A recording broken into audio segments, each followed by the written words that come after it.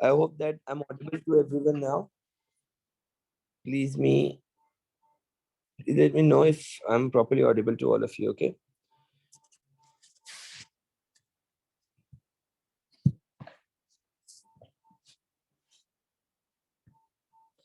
अच्छा जी, चलें. Let's move on with this. सबसे पहले सवाल ये पूछ रहे हैं, metals have characteristics physical properties such as good electrical conductivity and thermal conductivity. हमारे जो है ना इन्हीं सवालों के हवाले से पहले भी बात हो चुकी है. So I'm just going to move real quick. कुछ selected questions दोबारा से करवाऊंगा, फिर आगे बढ़ेंगे. metals की बहुत सारी properties होती हैं, जैसे कि वो malleable होता है, ductile होता है, और थर्मल कंडक्टिविटी और इलेक्ट्रिकल कंडक्टिविटी के अलावा शाइनी लस्ट्रस होता है, ठीक है, और सॉनरस होता है, ठीक है.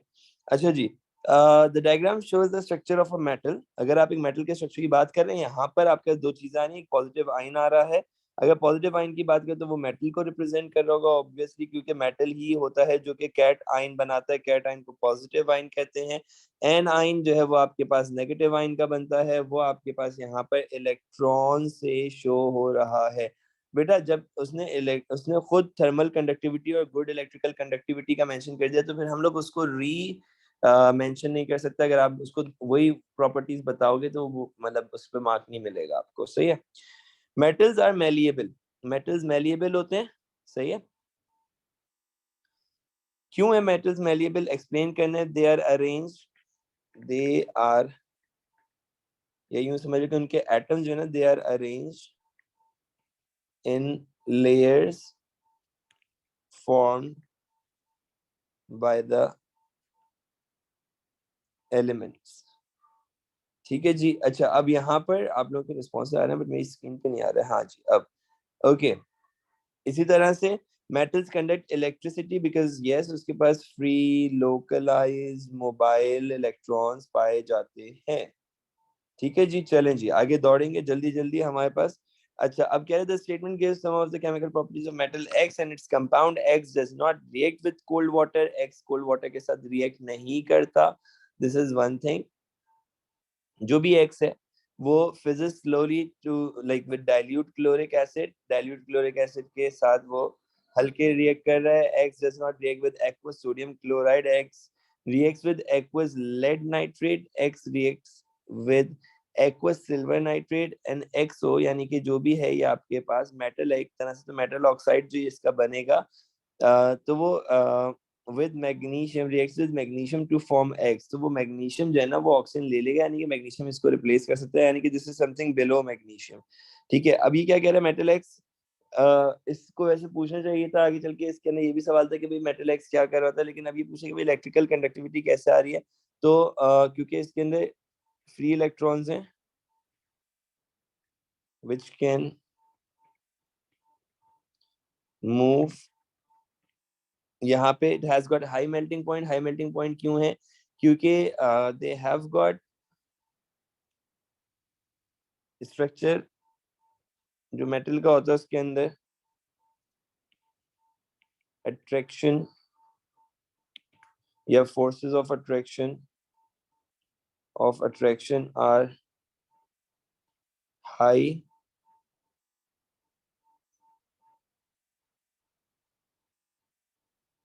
to overcome this force. Higher temperature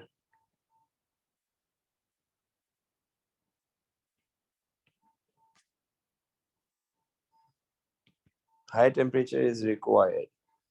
ठीक है जी. अभी कह रहे थे table shows some properties of group 1 metals. Group 1 metals की अगर बात करते हैं आप, तो मेटल्स के अंदर डेंसिटी मेंशन की हुई है, मेल्टिंग पॉइंट मेंशन किया हुआ है, बॉइलिंग पॉइंट मेंशन किया हुआ है. फिर वही सवाल यार, ये वाला भी फिजिकल प्रॉपर्टीज के हवाले से ऑफ सोडियम एंड निकल.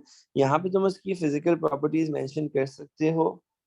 आई होप कि तुम्हें इस चीज को रिलेट करने में कोई मसला नहीं होगा, कि जब तुम इसको रिलेट कर रहे हो दोनों को आपस में, तो तुम मेंशन कर सकते हो कि भाई सोडियम के पास लो डेंसिटी है एज कंपेयर टू निकल. सोडियम के पास लो डेंसिटी है. यहाँ पे कंपैरिजन की बात आ रही है.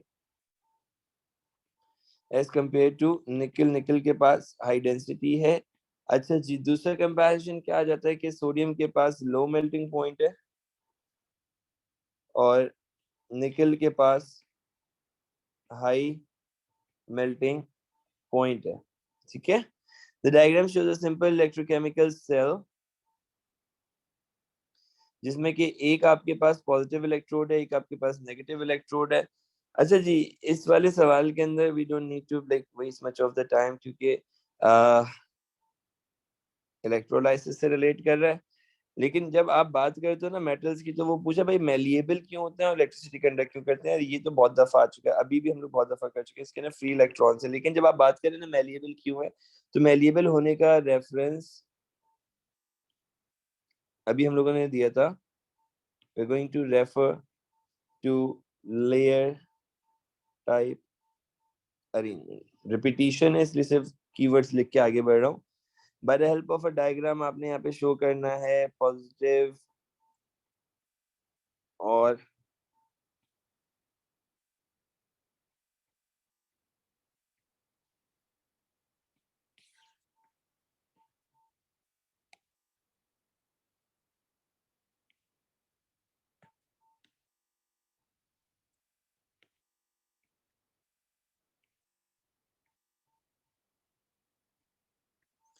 नेगेटिव चार्जेस को, समथिंग लाइक दिस। ठीक है। मेटालिक बॉन्डिंग में आप बताओगे कि sea of electron is bonded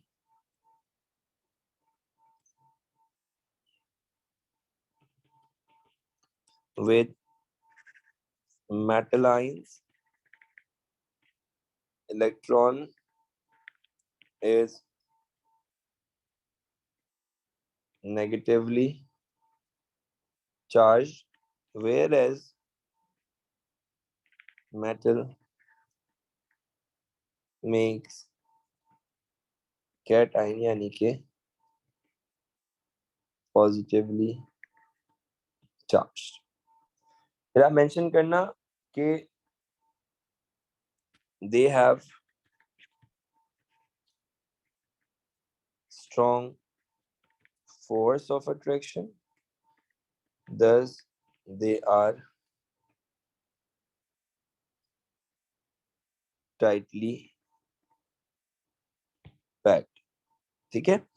physical properties अभी बहुत दे चुके हैं ऑलरेडी, सेम डायग्राम आगे फिर वही फिजिकल प्रॉपर्टीज की बात आ रही है, तो आगे बढ़ेंगे। इसके अंदर हमारे पास beta which understand like which statement you're talking about, beta? You're not getting which statement, can you please mention that statement?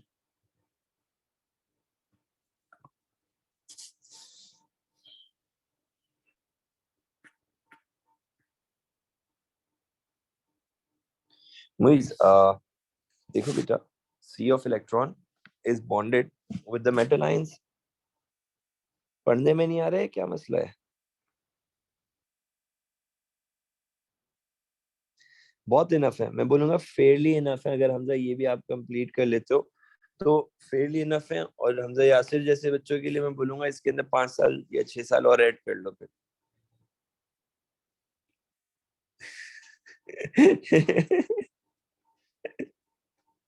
क्योंकि तुम ऑलरेडी ये कर चुके हो Hamza Yasir, I know this.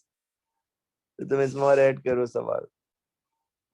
Minimum 5 साल की रिक्वायरमेंट तो है ही है। अब उसके ऊपर आप जितना जितना गुड़ डालते जाएंगे उतना मीठा होता जाएगा। बेटा एयरली आप लोग खुद करेंगे अपने उन पे, मैं नहीं करवाने वाला एयरली। मैंने एयरलीज की जिम्मेदारी ली कब थी, वो तो मैंने ऐसे ही एक गुड नोट के ऊपर 1 या 2 पेपर करवा दिए थे बेटा।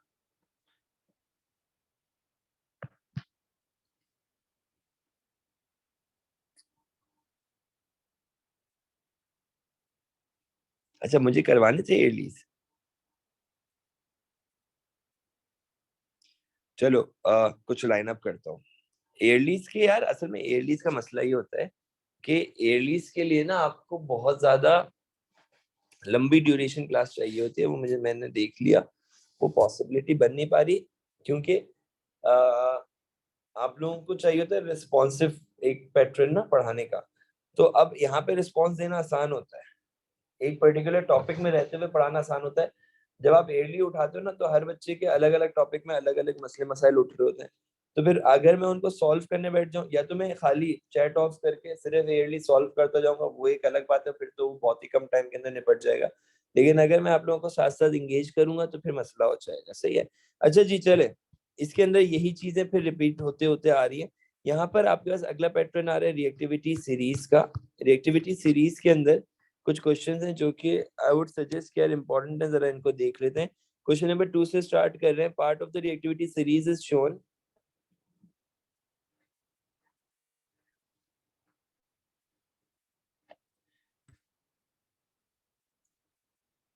Predict the name of the product formed when manganese reacts with dilute hydrochloric acid. It gives hydrogen and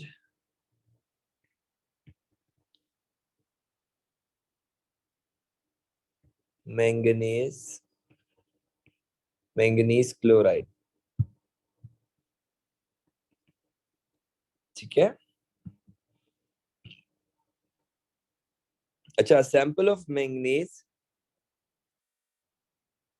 2 carbonate MnCO3 is heated strongly. अगर तुम MnCO3 को हीट करोगे तो वो MnO मैंगनीज ऑक्साइड बना देगा और कार्बन डाई ऑक्साइड बना देगा। ठीक है।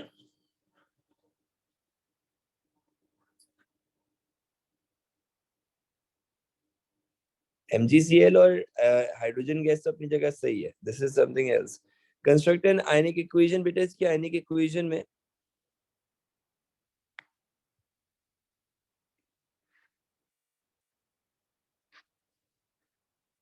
सबसे पहले तो आप रिलेट करो कि भाई नॉर्मल इक्वेशन क्या होगी। Powdered magnesium zinc sulphate MnCO नहीं, Mn is added with ZnSO4। ये कंप्लीट इक्वेशन लिख रहा हूँ पहले मैं, मेरे पास है नहीं है ना, हाँ तो लिख लेते हैं। Mn plus ZnSO4 will form MnSO4 plus zinc. Zinc less reactive होता है मैंगनीज से, इसलिए ये इसको डिस्प्लेस कर देगा। अब जब तुम्हें आयनिक इक्वेशन लिखनी है ना, तो तुमने कुछ भी नहीं करना है, सल्फेट को हटा देना। Mn0 से जिंक जिसके ऊपर +2 का चार्ज है, क्योंकि वो सल्फेट के साथ था, सल्फेट पे -2 का चार्ज होता है। सल्फेट पे बाद में भी चार्ज वही रहा। जिसके चार्जेस में चेंजेस नहीं आते ना, वो आपके पास स्पेक्टेटर आयन। आप स्पेक्टेटर आयन को रिमूव कर दो, जो बचेगा आपके पास वो आयनिक इक्वेशन है। ठीक है। तो ये आपके पास बन जाता है क्या, ये आपके पास बन जाएगा Mn+2 और zinc 0। Zinc powder is a reducing agent, is added to identify magnet. Describe the color change during this reaction. इस reaction के अंदर you're going from the purple to colorless। ठीक है। पोटेशियम पर मैंगनेट का कलर सबको पता है, पर्पलिश होता है, ब्लूइश पर्पल होता है। पर्पलिश होता है मतलब ब्लूइश भी नहीं होता है, स्पेसिफिकली पर्पल होता है। और वो कलरलेस हो जाएगा। क्यों कलरलेस हो जाएगा? क्योंकि अगर वो जिंक पाउडर जो कि रिड्यूसिंग एजेंट के तौर पे इसमें एक्ट किया जाएगा, तो वो उसको रिड्यूस कर देगा। सही है।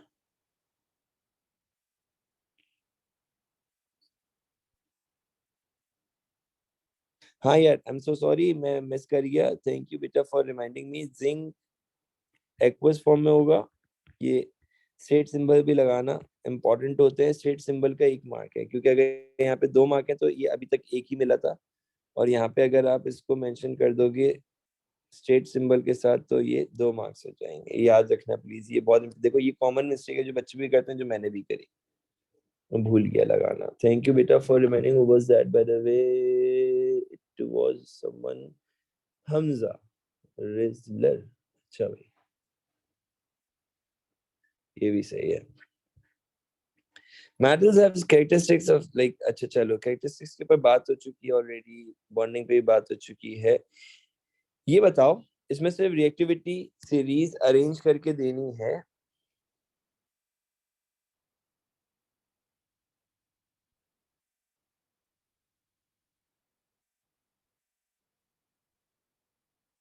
मोस्ट रिएक्टिव से लीस्ट रिएक्टिव की तरफ जाना है। सबसे पहले कौन आ जाएगा बेटा?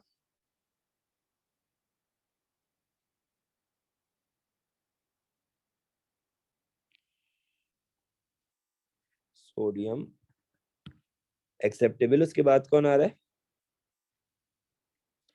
सोडियम के बाद कौन आएगा? Magnesium, zinc, cobalt, silver. Very good, guys. Very good. Good going. Construct the equation for the reaction between cobalt 2 oxide COO, CO cobalt का और O ऑक्सीजन का है मैग्नीशियम के साथ। तो भाई क्या रिएक्शन बनाया?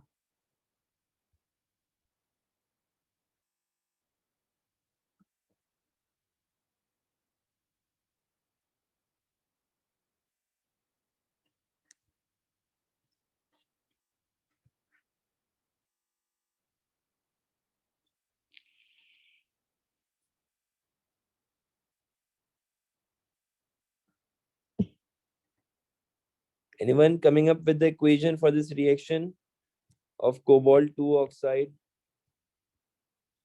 along with the magnesium? Displacement हो जाएगी ना गाइस? Yes, very good. किसी ने कैल्शियम और मैग्नीशियम साथ जोड़ दिया। मलाइका, ये क्या किया तुमने? मैग्नीशियम ऑक्साइड बनेगा, कोबाल्ट अलग हो जाएगा। सही है।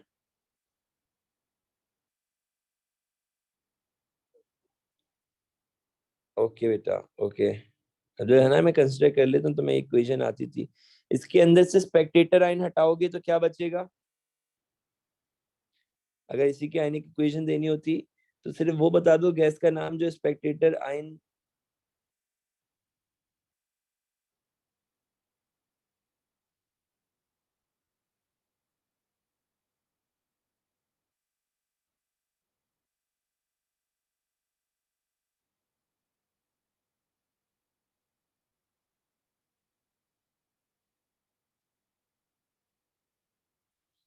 मैग्नीशियम स्पेक्टेटर आयन नहीं है। Very like very wrong, I am sorry.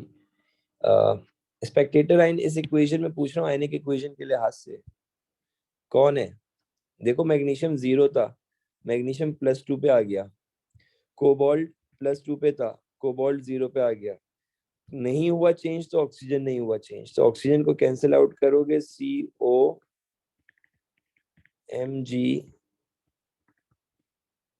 COMgMgCO। Ionic equation बन गई। सही है। इनकी स्टेट्स भी मेंशन कर दो, जैसे भी ऊपर करी थी ना स्टेट्स मेंशन।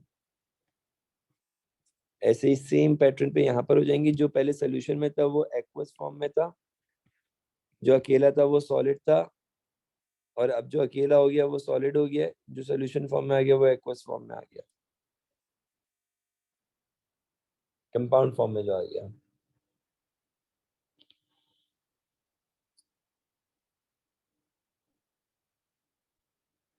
अगर CO3 को हीट करेंगे तो बेटा क्या क्या निकलेगा? कम ऑन गाइस, कोई बच्चा बताएगा प्लीज? COO, very good. साथ में क्या रिलीज होगा? CO2।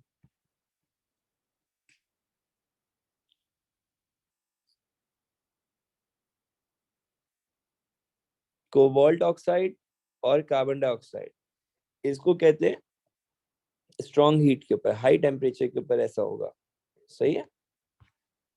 अच्छा जी, चलें जी, आगे बढ़ते हैं, आगे बढ़ते हैं। ये वाला रिएक्टिविटी सीरीज का पैटर्न देखो, क्वेश्चन नंबर 8 पे। और मुझे बताओ सबसे हाईएस्ट कौन सा होगा इस रिएक्टिविटी सीरीज में? एक आसान सा सवाल है, मैं आगे बढ़ जाऊंगा फिर। potassium. Done, very good. Okay, guys.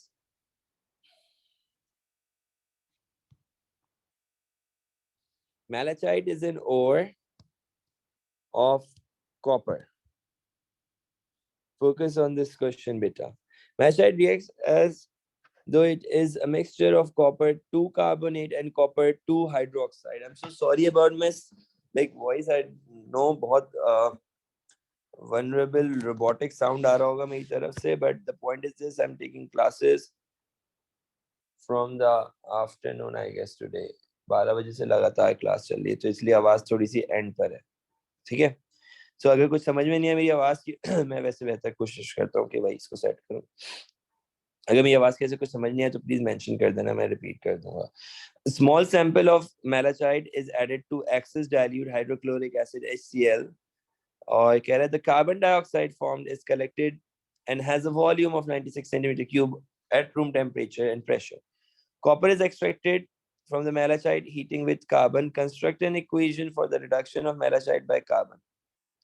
भाई रिडक्शन शो करनी है मेलाचाइट की, पहले तुम लोग फॉर्मुलेशन देख लो. फॉर्मूला मेलाचाइट का उसने मेंशन किया हुआ है. CuCO3 कॉपर कार्बोनेट के साथ CuOH taken twice copper hydroxide मौजूद है. रिडक्शन कर रहे हैं कार्बन के साथ, यानी कि कार्बन कौन सा अलग, कोक प्योर कार्बन. क्या बनेगा? हाँ बेटा करवा दिया है, but just like for the sake of revision कुछ क्वेश्चन से जो इस वक्त नहीं हिट किए थे, तो वो अब इस वक्त लाइन अप कर रहा हूँ. एक क्वेश्चन और है बस, उसके बाद फिर हम अगले चैप्टर पे जंप कर जाएंगे.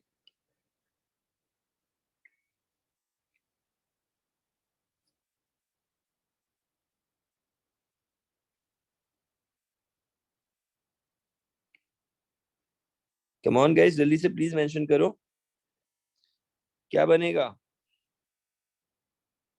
सबसे पहले तो कॉपर अलग हो जाएगा.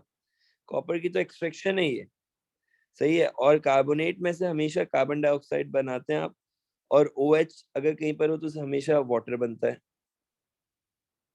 अब इसको आप कर लोगे बैलेंस, बाकी सब तो बैलेंस है. कॉपर को 2 कर दो, कार्बन डाइऑक्साइड भी आई गेस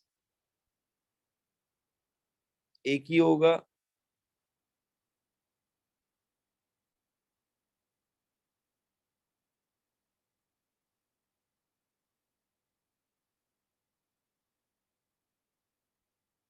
ऑक्सीजन एक यहाँ से आ रहा है, एक वहां से आ रहा है.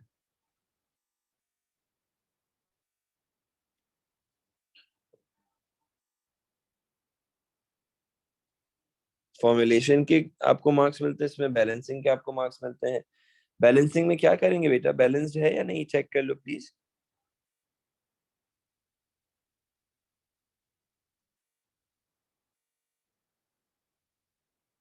एक कार्बन ये रहा, एक कार्बन ये भी तो है, तो कार्बन डाइऑक्साइड क्या होना चाहिए, 2 होने चाहिए. वाटर एक ही होगा, बैलेंस हो गया अगर आप देखें तो. ऑक्सीजन भी बैलेंस्ड है. गिनो, वाटर के पास एक ऑक्सीजन है, और इसके साथ जब 2 लगा दिया तुमने तो टोटल 4 हो गया, टोटल 5 हो गया उस साइड के ऊपर. यहाँ पर OH के साथ 2 है, और CO3 के साथ 3 है. 2 और 3 5 बराबर. Malachite is a finite resource. Can I give one other reason why copper should be recycled? Copper should be recycled. इसके अंदर आप सिंपली मेंशन करेंगे कि भाई उसमें आपके पास जो एटम्स होते हैं ना, या कॉपर आइंस कह लो उनको,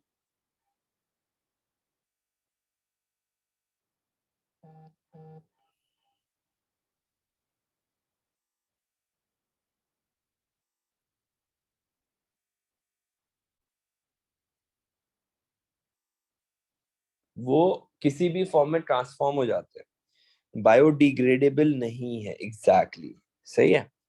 कॉपर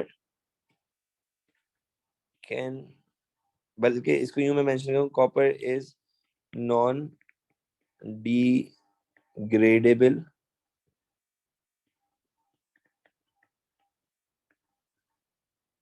and can, मैं 2 पॉइंट्स दे रहा हूँ, can transform into any shape as it is malleable and ductile, या यूं बोलूंगा हाई मेलिएबिलिटी और हाई डक्टाइलिटी है।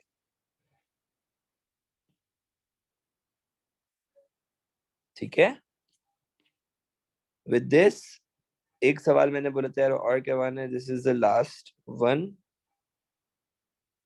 अगर आप लोगों की इजाजत होगी तो एक और हो जाएगा, अगर अगर आप लोग इजाजत देंगे तो। एक्सप्लेन करना है how zinc stops the ship from rusting.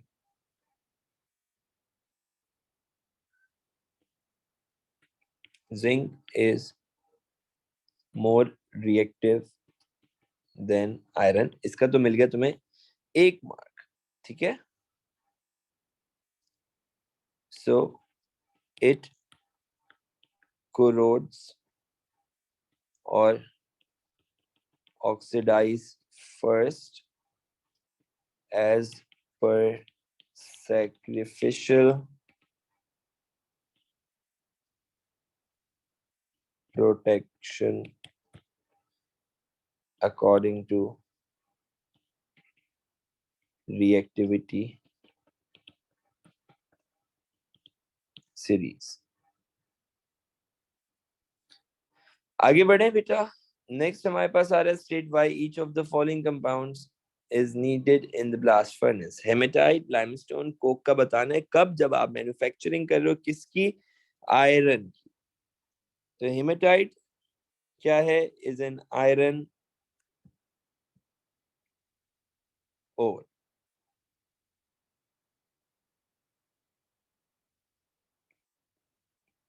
It will be reduced, it will be reduced to give off iron, one thing।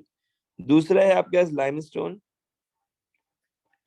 it decomposes to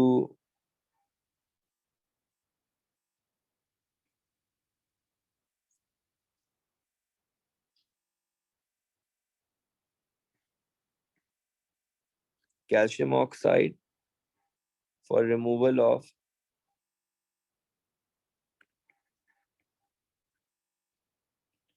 impurities। और अगर कोक की बात करें, कोक actually reduces iron, या नहीं बल्कि reduces hematite ore to form iron and carbon monoxide।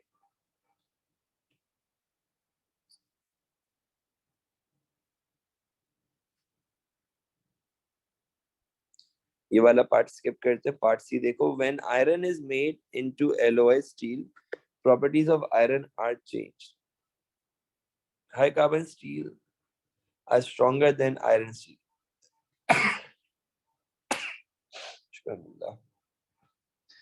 but they are more brittle। State the property of low carbon steel। They will be more strong, नहीं, they will be more soft, या तुम लिख सकते हो they will be more malleable। ये mention करना easy हो जाएगा, या मेंशन कर दो लेस ब्रिटल, ये भी सही है, लेकिन soft is the right term to be use instead of red, less brittle. ठीक है, एक ही बात है। थोड़ा सा ऊपर कर देते हैं बेटा, ये गो।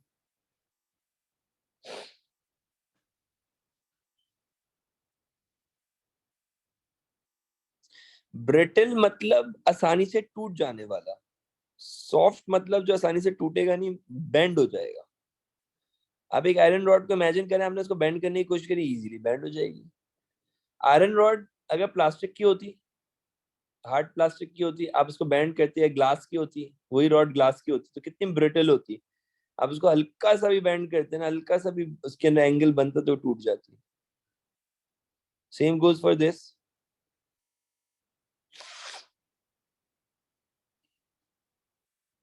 ठीक है, आगे बढ़ू बच्चों। जब आयरन कर ही लिया है यार, तो थोड़ा सा एल्युमिनियम भी देख लो। ये सवाल वैसे हम लोग कर चुके हैं, खैर इसकी जरूरत नहीं है।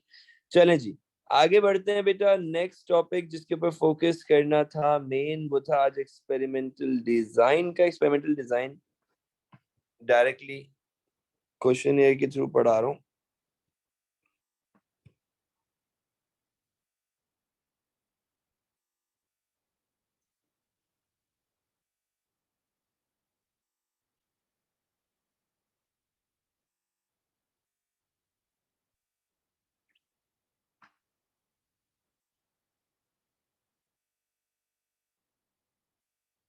मुबीन इंशाल्लाह जितने हो गए बताएं चाहा तो, मैक्सिमम कोशिश है यार करने की वैसे तो।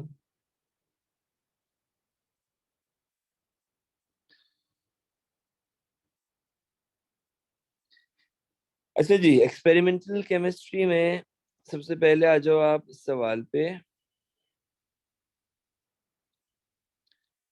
The table shows some properties of group 1 element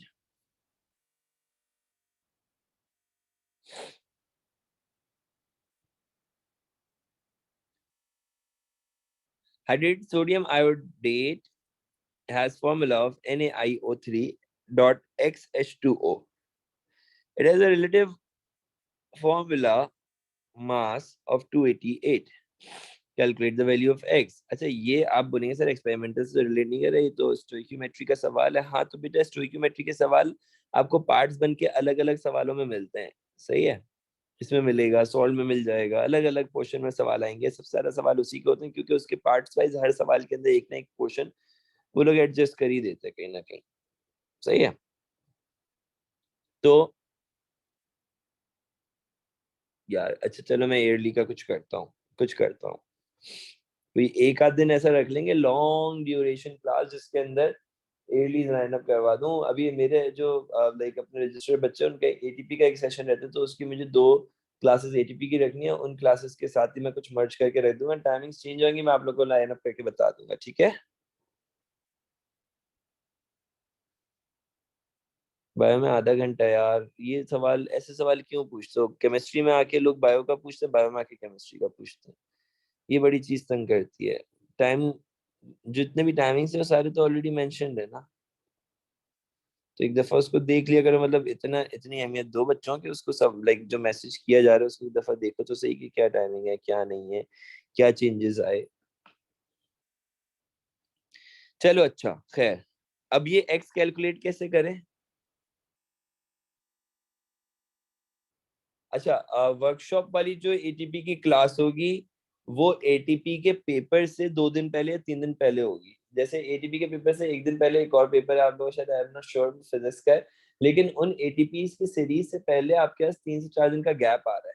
तो उस गैप के अंदर आपके पास जो है ना, वो एटीपी वाली लाइनअप होगी जी। वही क्लास सेम फिजिकल भी होगी और वही ऑनलाइन भी होगी, तो उसको मैं हाइब्रिड क्लास काउंट करूंगा, ठीक है।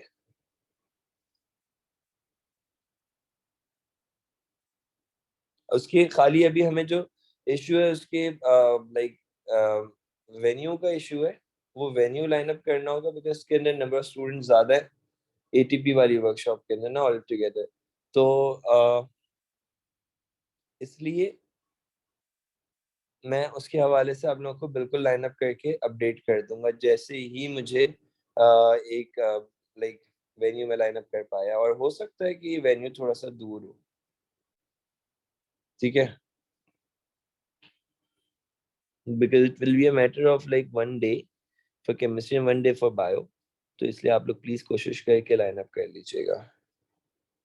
हाँ बिल्कुल ऐसे ही होगा। जो गैप आएगा ना बीच में, उसके अंदर एचपी की क्लास होगी, ठीक है। अच्छा भाई, ये एक्स कैलकुलेट नहीं करके बता रहा कोई बच्चा मुझे। वैसे तो धड़ाधड़ आंसर दे रहे थे। एक ही बच्चे ने सिर्फ डायरेक्ट आंसर दे दिया, कलेश ने। और वो आंसर, कलेश तुम्हारा सही है यार, लेकिन कैसे कैलकुलेट करना है कोई बच्चा बताओ तो सही। वो तो मैंने मेंशन कर दिया कलेश। पैटर्न भी तो बताएंगे आप। आपके पास पूरा मास दिया हुआ है 288, सही है। और बताओ बताओ बताओ, whosoever like can tell it first। 288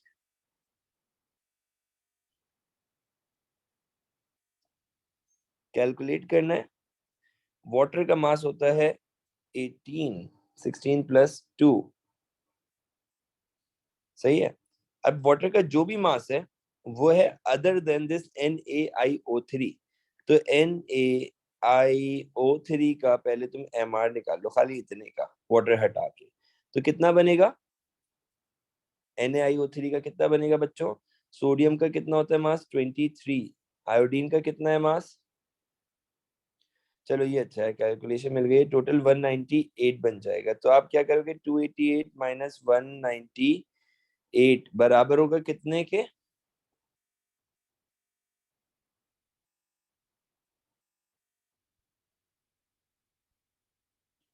will be equal to 90।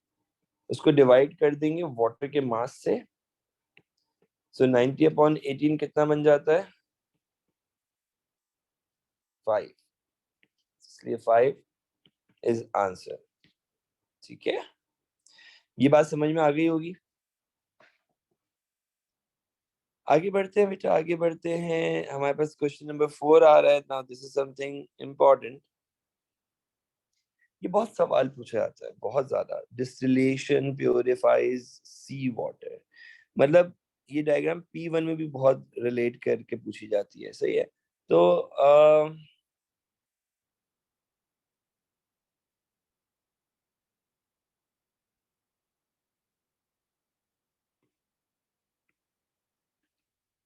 अब इसमें जो है ना, आपने क्या लाइन अप करके देना है सबसे पहले कि भाई if you are using this explain term, if they are using this explain term with the question, तो आपने इसको एक्सप्लेन करना है डिटेल में properly.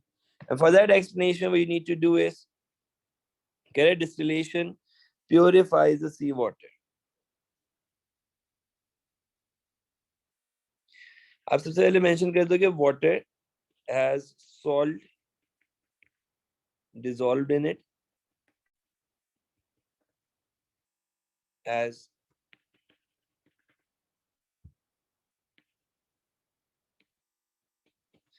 impurity, which has different melting point, बल्कि मैं बॉइलिंग बोलूं यहाँ पे ज्यादा बेहतर, which has different boiling point।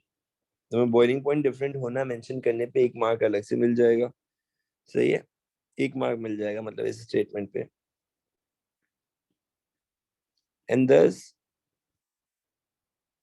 water boils first, so it is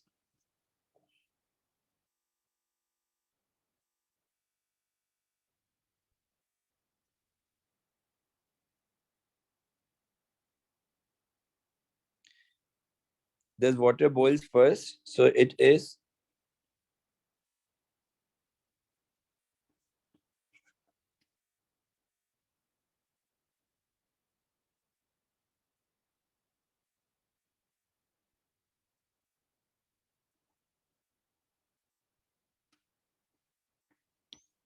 separated by a condenser into flask। जिसका कम होता है वो पहले मुबीन इवेपोरेट करेगा, क्योंकि वो जल्दी बॉईल होगा तो वो पहले इवेपोरेट करेगा बाय कूलिंग प्रोसेस। ये आपके पास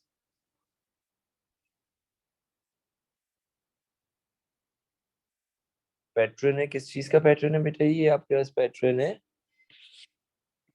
सी वाटर की प्योरिफिकेशन। विद दिस एक सवाल और है, जरा देखिएगा। It is related to chromatography and this is something important.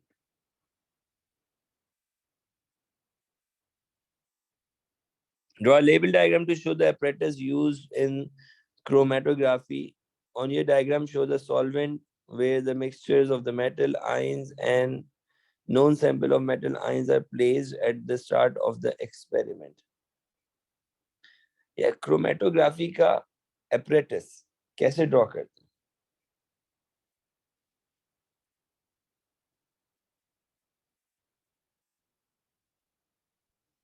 और फिर बोले लेबलिंग भी मेंशन करो।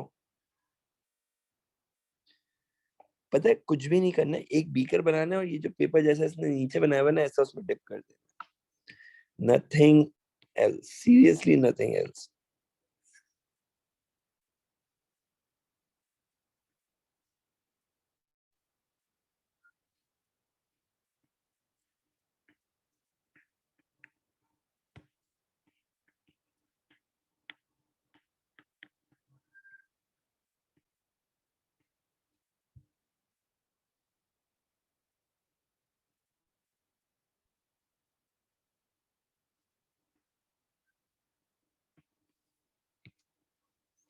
We don't have much time, लेकिन पता नहीं क्यों मेरा ऐसा मूड हो रहा है क्या, नहीं यार ये डायग्राम तो मुझे एक दफा तो अच्छे से बनानी चाहिए ना यार। मतलब क्या कहते हैं आप लोग, नहीं बनानी चाहिए? आई नो टाइम वेस्ट हो रहा है,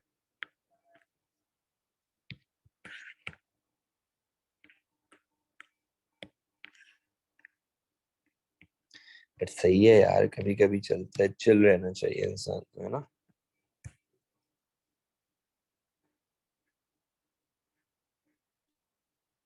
और इसके अंदर आपने प्लेसमेंट करनी है किसकी? क्रोमेटोग्राफी के पेपर की। अरे यार इसका तो मूड ही खराब हो गया।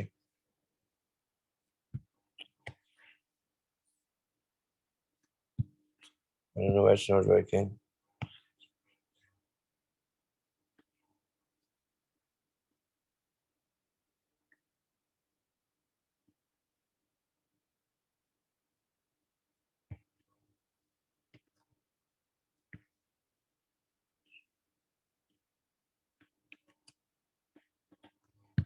So this is how you're going to make the apprentice. यार मैंने बनाया बेसिकली ये लाइनअप करवाने के लिए कि इसके ऊपर आप लेबलिंग क्या करोगे। This is the chromatography paper, जहाँ पे मार्क्स मार्क्स लूज होते हैं। वो क्या है कि आपने इस पेपर के ऊपर कुछ नहीं ड्रॉ किया, तो आपको इसके ऊपर एक लाइन ड्रॉ करनी है, और आपने इसके अंदर जो भी ब्लॉटिंग करी हुई है जिस तरह से भी, वो ब्लॉटिंग शो करनी है, और फिर उसकी मूवमेंट शो करनी है, ठीक है। और ये आपके पास आ जाएगा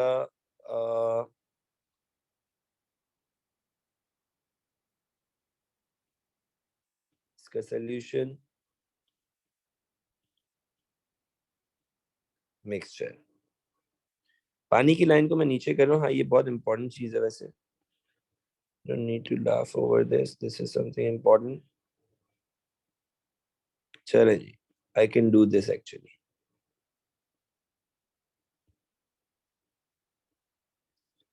चलो जी, कैसा लगा आपको मेरा बीकर? अच्छा जी, अब इसके साथ क्या होगा कि वो जो भी आपके पास कलराइजेशन होगी वो अलग अलग तरह से यहाँ पर शो होने लग जाएगी, और वो मूव करते करते एक स्पॉट तक पहुंचेगी, और वो जो स्पॉट होगा उसको हम लोग मार्क कर लेंगे, और फिर उस मार्क स्पॉट के ऊपर, ये सब नहीं बनाना, उस मार्क स्पॉट के ऊपर हम लोग लाइन अप करते हैं। यार इसी डायग्राम पे ना मुझे तुम्हें समझाना है कि जहां तुमने पेंसिल से मार्क किया है, जाहिर सी बात है वो पेपर जो है ना, वो उसके बहुत ऊपर तक तो गीला हो चुका होगा उस सोल्यूशन की वजह से ना। तो पेपर लेट सपोज यार यहाँ तक पूरा मॉइस्ट हो गया, ठीक है। तो पेपर जहां तक मॉइस्ट होता है, तुम वहां तक स्केल रख के कैलकुलेट कर लोगे कि भाई यहाँ पे मैंने लाइन ड्रॉ करी थी, यहाँ पे ब्लॉटिंग करी थी पिगमेंट की, ये यहाँ तक मॉइस्ट हो गया है। तो ये आपके पास सबसे पहला पार्ट है, ये आपके पास है एक सर्टेन कैलकुलेशन। स्केल रख के मेजर कर लो, लेट सपोज हो सकता है 10 सेंटीमीटर तक गया हो, ठीक है। फिर ये पिगमेंट ए बी और सी रखा आपने। जब तुम ए को कैलकुलेट कर रहे हो तो यार ए लेट सपोज गया है 5 सेंटीमीटर, तो ये हो जाएगा 5/10, और ये 5/10 इसकी आर एफ वैल्यू आ जाएगी, ठीक है। केजी नहीं, सेंटीमीटर बेटा। अच्छा ओके, एग्जैक्टली exactly। मुझे आर एफ समझाने दो, तंग नहीं करो, अभी मूड अच्छा चल रहा है। ये जो गया ये आपके पास 5 सेंटीमीटर गया। ए बी की आरएफ वैल्यू कैसे निकालोगे? बी की आरएफ वैल्यू निकालोगे, लेट्स सपोज वो 7 सेंटीमीटर गया, तो 7/10। सी गया आपका 7.5 सेंटीमीटर, 7.5/10। जो भी निकलेगा this is known as the RF value. सही है, that RF value is differentiated then. अच्छा जी, अब आते हैं जरा मेन सवाल की तरफ। कह रहे हैं which of the following metal A to E were present in the mixture? A से लेके E तक कौन सा प्रेजेंट था मिक्सचर में जब मिक्सचर का पैटर्न ये बन रहा है? क्या करेंगे, कैसे पता लगाएंगे? आपने कुछ नहीं करना है, आपने एक स्केल रखना है, सही है, और आपने देख लेना है कौन कौन सेम लाइन पे आ रहा है। तो ई तो सबसे पहले सेम लाइन पे आ रहा है, सी नहीं आ रहा, डी नहीं आ रहा, ए नहीं आ रहा, बी भी सेम लाइन पे आ रहा है। तो इसका मतलब क्या हो गया? The answer to this would be B and E. और ए की आरएफ वैल्यू कैसे निकालोगे? ये रहा स्केल। तुमने पहले देखा कि भाई सॉल्वेंट कहाँ तक गया हुआ है, तो सॉल्वेंट गया हुआ था लेट्स सपोज 4.5 तक, और फिर ए की कैलकुलेशन करनी तो ए गया हुआ है कहाँ तक? 3 तक। सही है, तो इसके हिसाब से तुम क्या कर लोगे? कैलकुलेट कर लोगे, तो जो भी आंसर आएगा वो यहाँ पे आर एफ वैल्यू के पोर्शन में आ जाएगा। ठीक है guys, is it good to understand, like good to go? अच्छा जी, चलो। मैं चाह रहा था कि अगर हम इससे अब बाहर निकले हैं तो आर एफ वैल्यू कैलकुलेशन यहाँ पर भी है, यहाँ पर भी आपके लाइक उसी से क्रोमेटोग्राफी से रिलेटेड क्वेश्चन हो रहा है। यही apparatus आप वहाँ पे भी बना सकते हैं, सेम थिंग था। हम लिट लगाना भूल गए थे, वो याद रखना बस। सही है। अच्छा, अब now this is question number 7, this is important. ये याद हुई हुई चीजें होती है। ये आपके पास एक टेबल है जो कि मैं दोबारा से शेयर कर दूंगा। उसके अंदर इनके टेस्ट के हवाले से मेंशन होता है। तो describe a test for iron ions. Iron ions के लिए कौन सा टेस्ट करते हैं? आयरन आयंस के लिए अमोनिया टेस्ट करेंगे आप, या आप इसको कहते हो NaOH टेस्ट। और फिर कह रहे ऑब्जर्व क्या करते हैं आप इसमें? आप ऑब्जर्व करेंगे ग्रीन PPTs, यानी कि ग्रीन प्रेसिपिटेशन। वेरी गुड बेटा, जबरदस्त कनिश। कह रहा है the ink darkens when used on paper, this is because iron ions are oxidized to iron ions. Write the ionic equation for this reaction.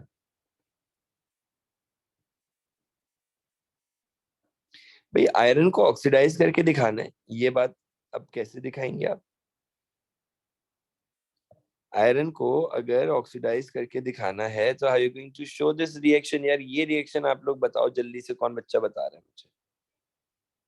Iron है, बस खाली आयरन है, आयरन 2 है, सही है, उसके आयंस हैं, उसको ऑक्सीडाइज करना है।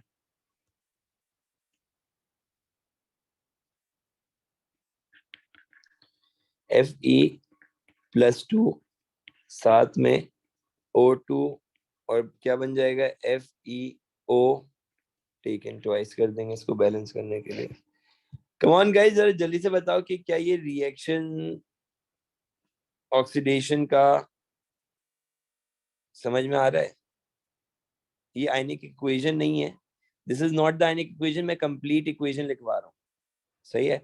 आयनिक इक्वेशन में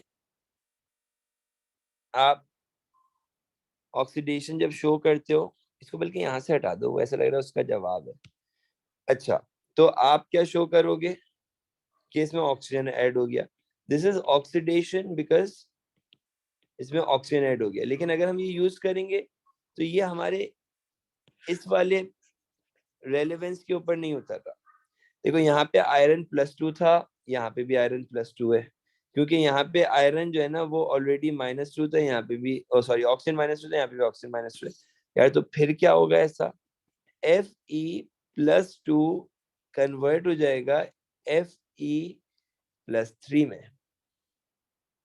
अब सवाल ये उठता है कि भाई who is actually responsible for this conversion?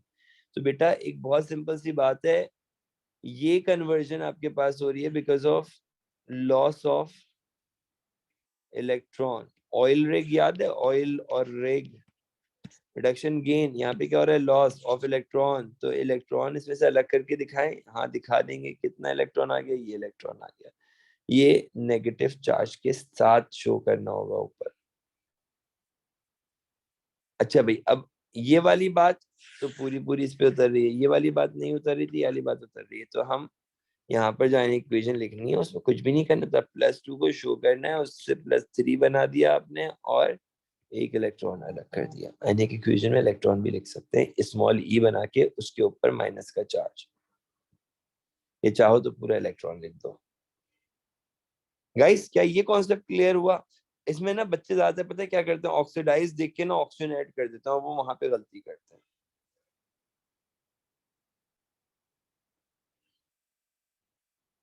अच्छा ओके अनिकेत, ये भी सही है बेटा, मिलोगे तो तुम मुझे ये भी 1-2 दिन में फिर बताता हूँ मेरे को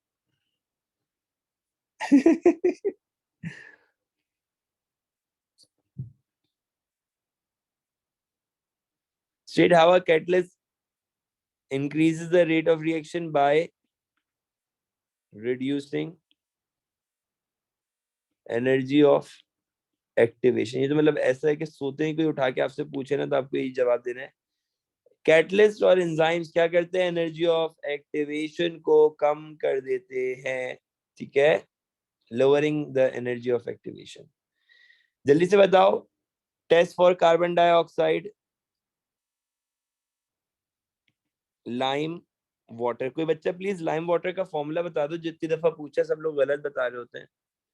जल्दी से कोई बच्चा लाइम वाटर का फॉर्मूला बता दो प्लीज। लाइम वाटर का फॉर्मूला, लाइम वाटर मिल्की हो जाएगा, okay, it turns milky, that is acceptable. Formula बता दो, CaCO2 है या CaCO3 है? ऐसे ही पूछ रहा हूँ, पता होना चाहिए। फॉर्मूला नहीं लिखना, आपने लाइम वाटर ही लिखना है। Very good, CaOH taken twice, ठीक है जी। Describe a test for chloride ion.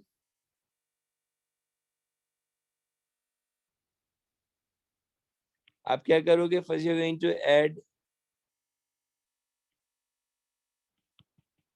Nitric acid and then लिख ही देता हूँ, सिल्वर नाइट्रेट, AgNO3 ऐड कर देंगे, नाइट्रिक एसिड ऐड करके। उससे क्या होगा, ऑब्जर्वेशन क्या आती है, ऑब्जर्वेशन आती है दैट ये व्हाइट प्रेसिपिटेट्स अलग कर देगा, white PPT will be formed. Aqueous ammonia is added with mixing a solution containing zinc ion until no further change occur. क्या बनेगा बेटा क्वेश्चन नंबर 10 में? यहाँ पर भी आपके पास white PPTs बनते हैं।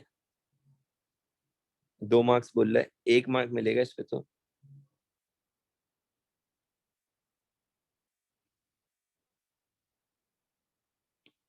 Which are soluble and thus form colorless aqueous solution.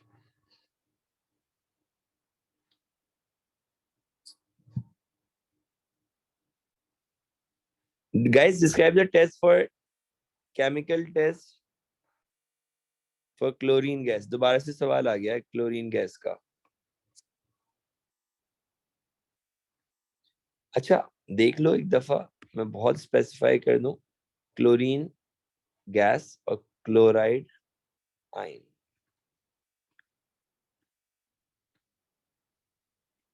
और जब वो खाली क्लोरीन देगा तो भी यही होगा।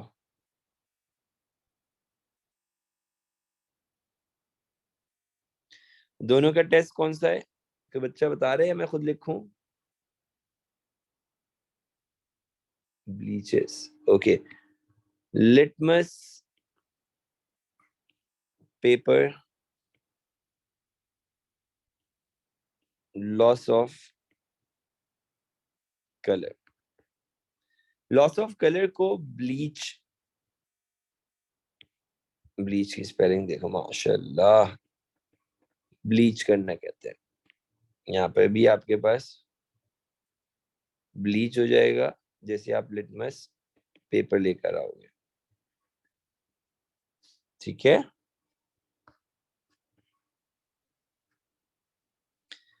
Describe a test for ammonium ion.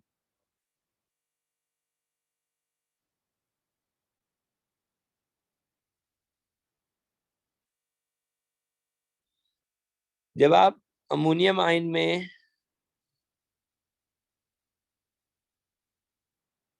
Add करते हैं NaOH और साथ में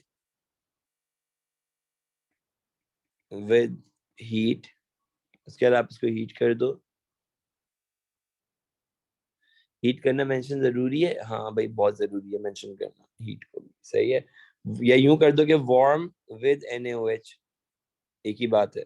तो ऑब्जर्वेशन क्या आती है बेटा, ऑब्जर्वेशन क्या आएगी,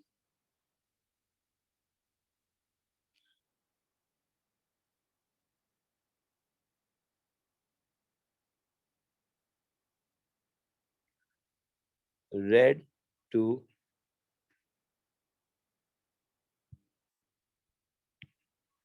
ब्लू litmus हो जाता है। Alright guys, with this we are going to keep this particular class till here. We have done with the two topics for topical questions. एक सवाल ये और थे दो तरह के, मैं सोच रहा था यार ये भी करवा देता, लेकिन चलो जल्दी से करते हैं फिर आगे बढ़ेंगे। दिस इज अ क्वेश्चन जो कि यार एक काम करो ना, ये क्वेश्चन तुम लोग होमवर्क के तौर पे करके लेकर आओ, ठीक है। Screenshot of this question, those who are not having my notes, इनका नोट्स में ये मेंशन होगा क्वेश्चन। जिन बच्चों के पास जो रेगुलर स्टूडेंट्स हैं इनका नोट्स नहीं है, please take a screenshot of this question. एक क्वेश्चन ये, जल्दी से give me a go ahead, मैं स्क्रॉल डाउन करूंगा, एवरीवन कम ऑन। ओके जी डन। ये वाला भी स्क्रीनशॉट ले लो, जल्दी से ले लो, जल्दी जल्दी से, ठीक है। सेम पैटर्न के ऊपर दो डिफरेंट क्वेश्चंस हैं, ये दोनों क्वेश्चंस करके लाने बेटा। And let's keep it till here for today, we are done with experimental techniques का मेजर मेजर पार्ट सारा। और अगर यार ये भी बहुत अमेजिंग क्वेश्चन था यार, बुरा तो नहीं मानोगे अगर इसका भी एक स्क्रीनशॉट ले लो और ये भी करके ले आओ प्लीज यार। बहुत सारी मोहब्बतों के साथ ये वाला भी अगर आप कर लेंगे, जिंदगी आसान, सुकून, चैन और इत्मीनान में आ जाएगी। नहीं बेटा, I have to end up the class, ताकि मैं अगली क्लास के लिए मेंटली प्रिपेयर हो जाऊं, ठीक है। ओके गाइस, टेक केयर, अल्लाह हाफिज़, see you in like 15 minutes for biology.